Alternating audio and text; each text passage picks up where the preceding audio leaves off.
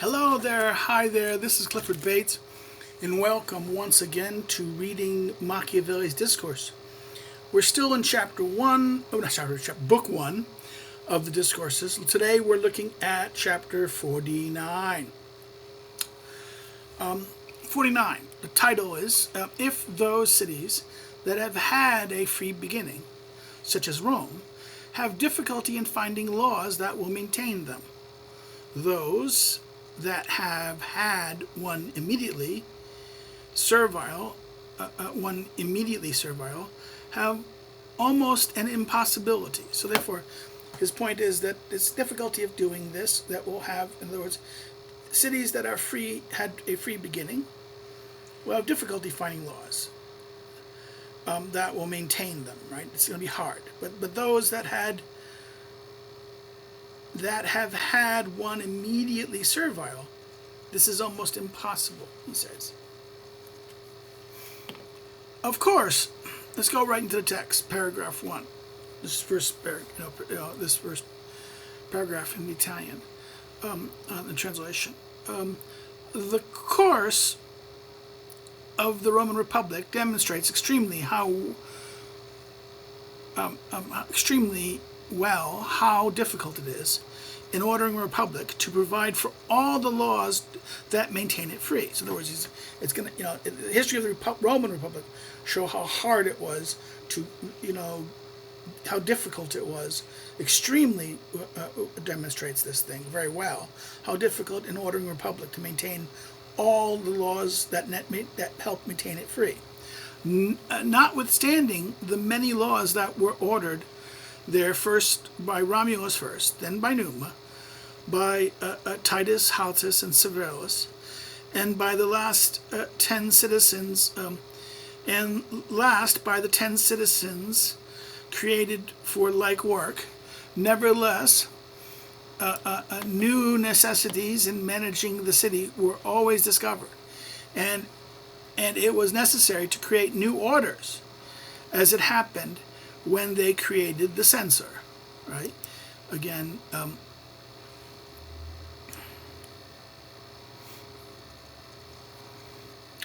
this is Livy 4:8, right? The question of the censor, which were one of those provisions that helped keep Rome free for a time that it lived in freedom. In other words, the idea of the censors. In other words, the situation kept on changing. In other words, the laws may have been decent, you had good laws, and you had these laws, but the situation changes. That nevertheless, the new necessities in managing the city always were discovered. And it created, and it was necessary to create new orders. An example of one of those new orders was the censor, right? And this is one of the provisions that helped keep Rome free for that time that lived in freedom. For when they had become arbiters of the customs of Rome, they were a very powerful cause why the Romans delayed more in corrupting themselves. In other words, once the censors became arbiters of the customs of Rome, they kind of delayed or postponed the ultimate corrupting of themselves. They did indeed make an error in the beginning of the creation of such a magistracy, creating it for 5 years. But after not much time, it was corrected by the prudence of Memicus, the dictator, who by a new law reduced the said magistracy to 18 months. The censor who were on watch took so ill that they denied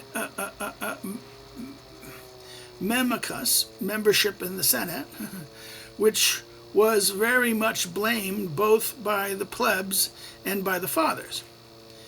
Because history does not show Memicus, that Memicus was able to defend himself against it. It must be either that the historian's defective or that the orders of Rome in this respect are not good. For it is not good for a republic to be ordered so that one citizen, by promulgating a law conforming to a free way of life, can be offended for it without any remedy. In other words, the example of Memicus that was blocked by the censor from being, because he proposed this recommendation, he was blocked from becoming a member of the Senate. And there's nothing, and there was no clear evidence that, and he was not able to defend himself against it, and that it was never charged. And he's saying that this is either that the historians, didn't record it properly, or, something was wrong here. In other words, it's either that the historians is defective, or that the orders of Rome in this respect are not good, right? So the two things, because it's not good for a republic to be ordered that one citizen, by promulgating a law conforming to a free way of life, can be offended for it, without any remedy. But returning to the beginnings of this discourse, I say that the creation of this new magistracy should make one consider that if those cities that have had their beginnings free, and that have been corrected by themselves, like Rome, have great difficulty in finding good laws for maintaining themselves free. It is not marvelous that cities that have had in their beginnings immediately servile, in other words, have had their beginnings immediately servile, it means they were servile and submissive, not free people, have not difficulty but an impossibility in ever ordering themselves so that they may be able to live civilly and quietly. In other words, his point is that even if a people who had a free beginning have difficulty in maintaining their free difficulty over time, right? Maintain themselves free. It's not going to be a marvelous thing that people who are at the beginning servile are going to find it almost impossible to order themselves in such a way that they're able to live civilly and quietly. As one sees in what happened to the city of Florence, having had its beginning subordinate to the Roman Empire, and having always lived under the government of another, it remained abject for a time without thinking about itself.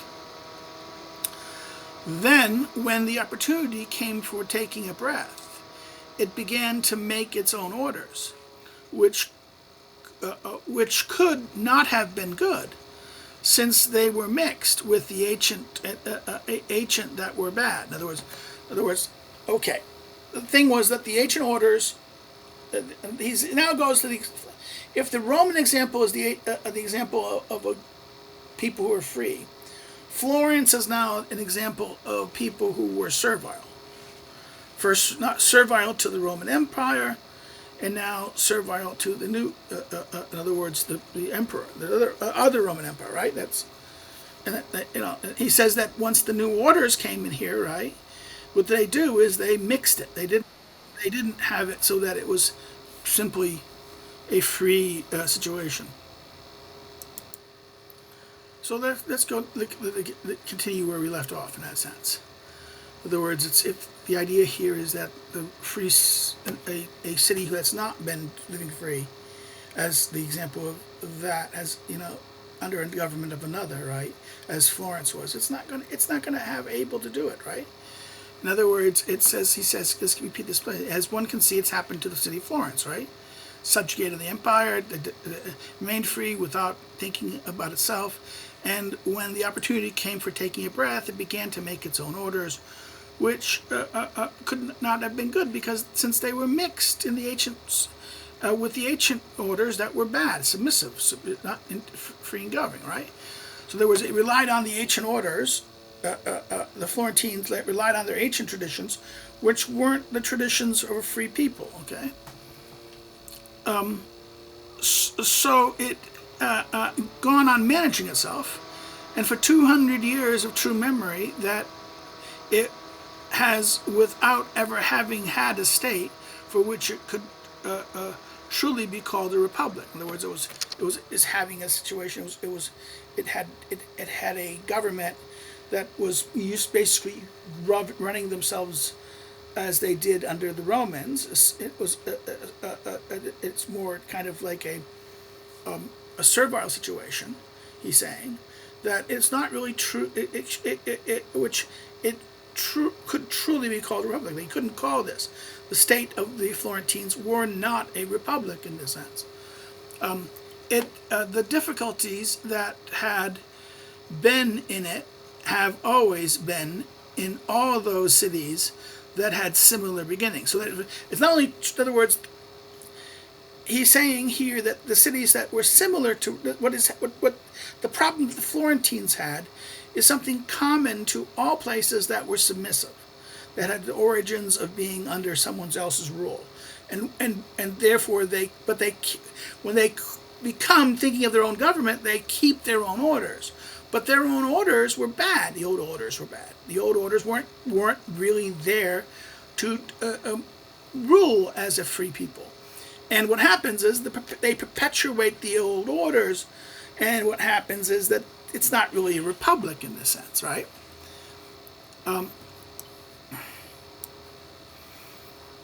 They had, although many times through public and free votes, expansive authority had been given to a few citizens to enable them to reform it.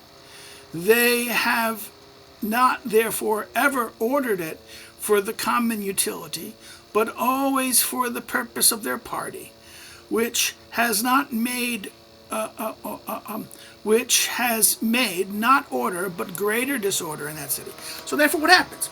He says that the orders were originally, not for free or control, not set for being people governing free, but servile. And when they decided to think about their own self-governing, what happened was they basically kept their old orders, but that was not really fit for purpose, Machiavelli is saying, in that sense.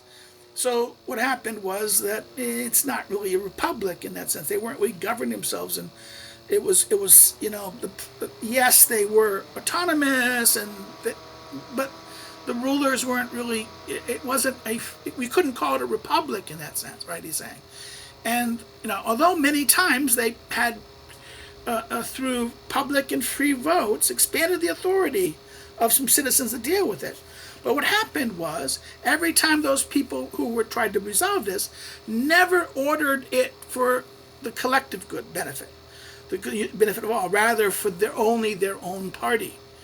Now Weber would call this patrimonial. In other words, the idea that you think of it as your own. And in Weber's and modern political development language, we say this is the problem of any kind of post-colonial situation, that what happens is that a faction or a group operates for its own benefit and reorganizes the state for neo-patrimonial reasons, right? It's that they view the political institutions or things as now the property that should benefit their own faction or their group. And this does not bring order but disorder, Machiavelli says. Now let's turn to 3. To come to some particular example. So we come to some particular example. I say that among other things, that to have considered by an order of a republic is to examine in which men's hands he puts the authority to shed blood against its own citizens. In other words, anytime I say that among other things that have to be considered by an order of a republic is what? To examine which men's hands he puts the authority to shed blood of its citizens. In other words, the aspect of one of the fundamental things of state power will be to enforce the laws, and the enforcement of laws permits the use of violence, coercion, against one's own citizens. Okay? When they disobey, when they refuse to comply. Right? This is the big problem here. And he says that this is, in other words, in other words, one of the most important things in the ordering is to rightly order that. Okay, he goes, this was well ordered in Rome because one could appeal to the people ordinarily. And if indeed an important thing did not occur in which it was dangerous to defer to the execution during the appeal, they had refuge to the dictator, who executed immediately, in which the remedy they never took refuge unless for necessity, right? In which remedy they never took refuge except for necessity. So they had two things. They had a problem of appeal to the, if you had a problem and you thought it was unfair, you could appeal to the people. But on the other side of the problem, there was an emergency that needed to be dealt now. It's crisis, and this is not something that's ordinary. This is going to be extraordinary, right? It was too dangerous to defer the execution during the appeal. The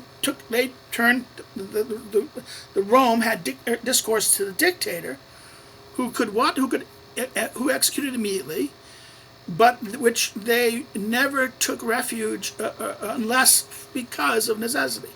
In other words, but Florence and the other cities born in this mode, in other words, being servile, had this authority invested in a foreigner who, sent by a prince, filled an office. In other words, they put it someone who's a stranger, not a local, invested in a foreigner who was sent this and therefore filled by an office. When later they came into freedom, they maintained, in other words, the original situation was that a foreigner came and ruled them, right? This was and the emperor sent them, right? This is how the Florentines were governed, right? When later they came into freedom, they maintained this authority in a foreigner whom they called captain. Right? Again, this is This is Florentine history 2, right? He reveals to himself because he could easily be corrupted by powerful citizens. This was a very pernicious thing. In other words, they kept the old order. They kept the original order was that a foreigner whom the emperor or a prince sent to govern. Now what happens is they govern. Therefore, they accept they'll hire a foreigner whom they call captain. But because he's a foreigner, he's not local there, and he's not gonna he's susceptible to influence of powerful people, right? Corrupted by the powerful citizens, and this is pernicious. But later, changing this, ordered for themselves, because of the change of states, they created 8 citizens who will fill the office of the captain. Florentine Histories, Book 4, Chapter 29, and Book 5, right? Such an order went from bad to worse for the reasons that have been said at any times. That the few were always ministers of the few. That the few were always ministers of the few and the most powerful. So therefore they protect their interests. In other words, they hired these 10, but the people who came to the power were the most few in their. In other words, they were always a minister of the few. The few that came, and therefore they emphasized this. The city of Venice, which had 10 citizens, who could punish any citizen without appeal, guarded itself from this, right? This is, again, Book 5, and he talks about this in the Council of 10, right? Institute of Venice and this. The Roman example is the Council of 10, right? Because they might not have enough to punish the powerful, although they had authority for it. They had constituted were the 40 and more. They willed that the council of the Pergi, which is the largest council, to be able to punish them, so that if an accuser had not lacked, is not lacking, a judge is not lacking, to hold powerful men in check. So they had a check on a check, right? The Venetians had the powerful 10, and then they had the 40 to check the 10, right? They held it that the consul, in other words, and that therefore, even though there was not a judge is not lacking to hold the powerful in check. Thus seeing that in Rome, ordered by itself, and by so many prudent men, every day new causes emerged, for which it had to make new orders in favor of a free way of life. It is not marvelous if in other cities that had a more disordered beginning, so many difficulties emerge that they're never able to reorder themselves. In other words, even if the Romans were always constantly doing this, having problems, they had a free way of life, it's not going to be what he says marvelous that if cities that had a disordered beginning are going to have difficulties emerge that they're never able to order themselves. Now, the problem here is this is the difficulty. He's saying it's difficult. This is the problem. The example he gives is not saying it's impossible. And then notice this. He also gives the example of Venice, which is similar to this, but they always had the 10. They had a 10. They had the 10. In fact, the irony here is one could argue what the Florents are innovating is when the Florentines create their 10, they're imitating the example from Venice. But they failed to understand that what Venice had is they had another body to check them. And here, the problem here was there was no check in the Florentine authority. There was no party that they could appeal to, no party that they could address. And therefore, not only the Venetians were thus better, their institutional orders were better structured than the Florentine in this sense. Okay, this is where we end the reading today. If you have any comments or questions, please put them below and I will respond to them. If you liked it, hit the like button. Share it if you liked it. Hit the like button, please. It helps the algorithm in that sense. Share it far and wide. Share it on your social media to your friends and things like this. And if you have not subscribed, please consider subscribing. If your friends coming, go have them come check it out and have them subscribe as well. This helps the channel grow. Another thing you can do is you can if you didn't like it, you want to say no, you want to say thumbs down, of course you don't do that, but say why in the comments so that people can benefit from your comments, your criticism in that sense. Another thing is you want to follow me on social media. The social media links are below, my social media links below. If you want to know more about me as a researcher, scholar, and academic, you can go check out my academic work. You can do so on the academic links below the social media links. And if you want to help contribute to what I do here, help support, you can do so through Patreon or Subscribestar, or by buying one of my listed books that are listed below. And you can order it through your local bookstore, but at the same time, maybe through the distributor, an online distributor like Barnes & Noble, Amazon, so forth, Libris, multiple online distributors, or go to the publishers themselves or ask to have something delivered. On that, we're ending. We'll take a look at chapter 50. Remember, this has book 1 has 58 chapters, so we're getting near the end of book 1. So therefore, that's it, and have a great day. Take care. Bye bye.